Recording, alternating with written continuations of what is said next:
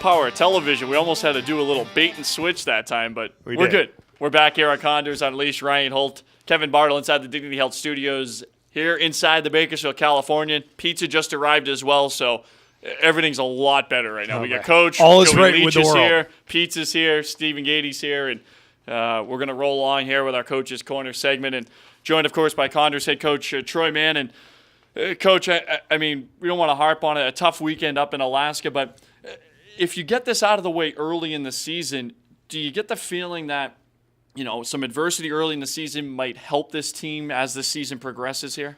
Well, you know, I think that every team goes through some form of adversity over the course of the year. The thing with us right now, it's because it's at the beginning of the year. It's more magnified, but usually teams will lose 5 to 8 games unless they're unbelievable. They'll go through stretches that 5 to 8 game mark, whether it's the middle of the season or the end of the season, and they'll go 0-6-2 or 0-7-1, and it just so happens right now that we've done it the first part of the year. Now, in saying that, things have to change, obviously, and it's tough because you know when you don't get that win early, now you're fighting in confidence, and you know. Things fall apart on the ice pretty quick, as we've seen in Alaska, where, quite frankly, over the 3-game set, they scored most of their goals over a 20-minute period over those 3 games. So the scores don't look great, but overall, there are stretches of the game where we play well. It's just we need to make sure that we're doing it more consistently over the 60-minute game and find ways to control the momentum switches that happen over the course of a hockey game. I mean, there's momentum swings throughout a hockey game on positive and negative, and we just don't do a good job right now of managing those momentum changes in the opposition's way. What do you attribute that to? We got a couple questions on Facebook about that, and really it was, as you mentioned, those little spurts. We talked in the Holtby's headlines about the first periods for the Condors were very good overall over the weekend, but you have those little 3 to 4 minute lulls. We've seen it on home ice as well. Is there something you can pinpoint as far as what you attribute that to? Well, it's mental strength. We have to be stronger as a team and as a unit when things go that way. And you know, Friday night in Alaska, the first 37 minutes of that game, I was, you know, and I don't know, maybe Alaska wasn't on their game at that time, but it doesn't matter. But from a coaching perspective, as the Condors coach, we were really, really good and had a 3-1 lead. And if we could have managed the last 7 minutes of that second period and went into the third up 3-1, it could have been a different hockey game. But we fell apart over a 6 minutes and 46-second stretch. And trailed 4-3 going in the third instead of being up. And there's a number of factors that I believe are causing that. What about the use of the timeout? I mean, I was kind of surprised, at least I'm watching. I'm back in Bakersfield, so I don't think you used it. But when you get into those stretches and you can feel it while you're watching the game, they're pressuring here. Another one's going to come. I can just tell. I mean, you can kind of say, hold on. Let's stop the game, slow things down a little bit. What about the use of timeouts? Yeah, I mean, I agree. Looking back, and it's always, and I'm my worst critic in terms of a coach. If I had to go back to Friday night, I probably would have called the timeout at 3-3 just to settle things down. But I came back with Steffes' line, who's you know, a physical type of line that are really responsible defensively. So I thought they could control the momentum without using that timeout because you're also thinking about the third period and those kind of things. You know, we certainly use it the next night, you know, when we were only trailing, you know, 1-0, and next thing you know, it's 4-0. I called it out at 3, but it didn't seem to make a difference because they scored the next shift there as well. Talk about some of those changes, and we might as well break some news on Condors Unleashed because that's what we can do on Condors Unleashed. We have that power. What else are we here for if it's not to break news? Exactly. We know information that others don't, but the Condors are bringing in a netminder, and certainly that was a cause for concern over the weekend, not necessarily in the play of Paul Karpowicz, but the fact you only have one netminder on the roster, and obviously that can't continue for the rest of the season. But Anthony Chiodo comes in from Toronto, played over in Europe the past couple of seasons. What can you tell us about him? Well, I mean, he's a veteran guy. His resume is, you know, deep in terms of, I believe he's 30 or 31 years old, so he's certainly been around. Went to Wilkes-Barre's camp, and he certainly, according to our sources, made an impression there and has been sitting tight. You know, he's had a couple opportunities to go to Europe, but prefers to stay in North America.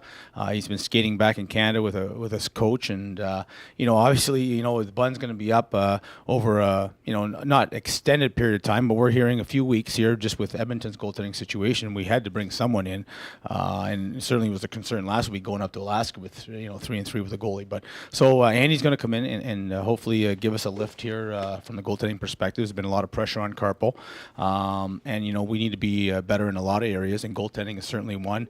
The stats speak for themselves. Andy Chiodo spent the last 3 years over in Austria, but certainly no stranger here to the North American game. Played plenty of games in the American Hockey League, 8 games in the show as well with Pittsburgh too. Yeah, and he's played against Marty Raymond the last couple of years. He was one of the sources we checked with Marty coaching overseas, and spoke very, very highly of him. He won a championship over there in Austria as well. And then I had some contacts obviously in Pittsburgh and talked to the head coach there in Wilkes-Barre and the assistant GM, and they said that tremendous athlete who worked hard in training camp and looked very good.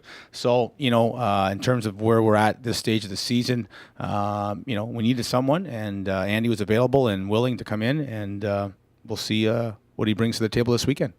I can't wait to get to this video. I think that's where we have to go next. And I apologize. I believe I called him Anthony. It's Andy Chiodo. Andy. I haven't even met the guy yet. That's how breaking news that was. But we have some video from up in Alaska. I think this is a line rush against, Coach. Yeah, we've been talking about, that was a turnover, and that's been an issue for us this year.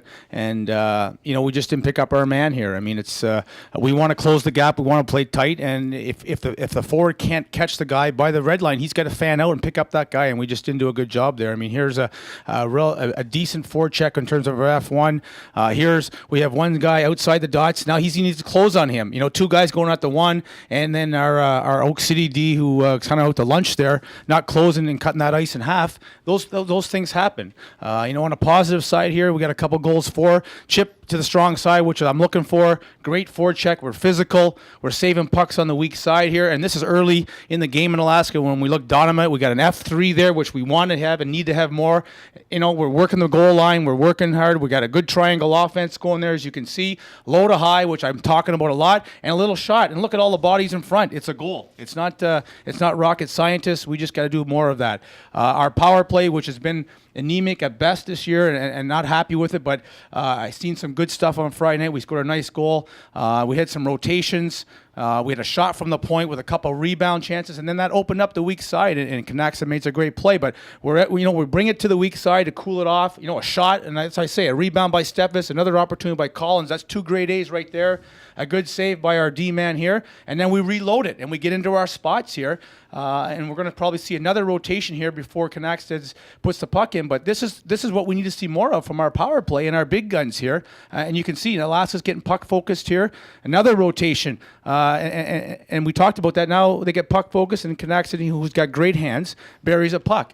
That's a great power play, probably the best in zone of the year, and we got to see more of that. How about that pass too from Collins? Oh, fantastic! I mean, you talk about the rotation on the power play, and the power play is not 5 guys standing there waiting to see who's going to take the shot. I mean, you need to take advantage of some of the open ice and create their box to kind of break down a little bit. And that's exactly what we did. I mean, I always talk to the guys about let's cool it off to the weak side, bring it back to the middle, try and get a shot. Which we did. Steffes buries, gets a rebound chance. Collins gets a second rebound chance, and then we reload it again. And then we do a couple rotations, and then they get tired. And usually, when you get tired, you get out of position and you start puck focused. And that's exactly what happened. And Collins threads the needle there to Knaxton. And it wasn't a one-time in the open net, but Knaxton, who's got probably our best hands on the team, was able to make a nice play there. And we just unfortunately, over the course of the first 7 games, have not seen enough of that type of play. And believe me, they're being told that's what we need to see on a daily basis here on the power play. So you had a 3-3 last weekend up in Alaska against the same opponent each and every night. Now this weekend, a little bit of a different 3-3. You see 3 different teams. We go to 2 different cities. But does it make your life a little more difficult in the fact that you have to prepare for 3 different teams here on the weekend? Well, it makes Murph and I's job a little bit harder in terms of preparing for the opposition. But we've seen San Fran already. Not only did we see them in the exhibition games, we already broke them down. It just happened we broke Alaska down against San Fran that first weekend because we wanted to take a look at Alaska on the big ice. So we've got some video on those guys. Stockton, we played at home just 2 weeks ago, except for maybe a couple lineup changes that we can check because they play tonight. Their systems aren't going to change, so we're okay there. So really the only team we got to dissect to some degree is Vegas, and Murph will do that tomorrow. But again, I'm all about preparation for the other team, but we got to focus on our own team right now. And we had a good practice today, and we want to stay positive. We can't worry about the past. We got to worry about having another good practice tomorrow, and then we got to get on the board here. We've played some tough opponents. Ontario, Alaska, and Florida, always perennial favorites and great teams. So it's been challenging, and we kind of know where we sit, obviously, in terms of against the top dogs in the league. But now we got to come to play against some other teams that are right there with us. We win a couple games, and we'll be right back in it. Before we let you go, we got to ask him, Bartz. What do you think of the jerseys on Sunday?